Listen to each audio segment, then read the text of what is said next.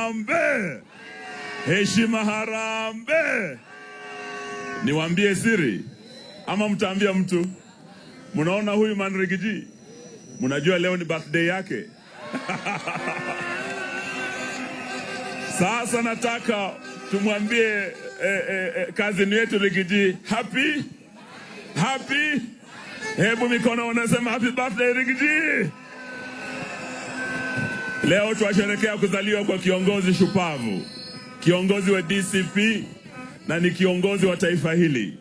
Amekuwa the second deputy president na hakutakuwa tena kwa historia ya Kenya another second deputy president. Ni yeye tu.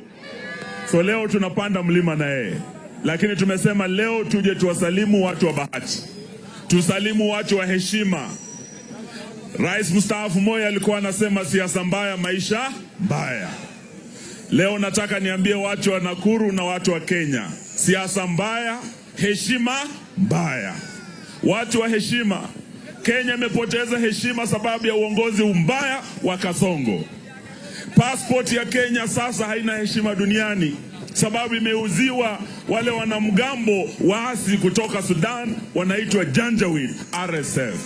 Vitambulisho vyetu sasa wamefungua mipaka ya Somalia, zinauziwa watu wasio wa Kenya. Watoto wetu wa Kenya sasa wanauzwa kule Urusi, wanaenda kuuawa wakipigana vita vya Russia na Ukraine ambavyo sio vita vyetu, na wanauzwa na serikali ya Kasongo. Ili Kenya istahili heshima tena, watu wa heshima, Ruto must, ili turekebishe mambo ya afya. Ruto must, ili turekebishe elimu yetu. Ruto must. Mtatembea pamoja.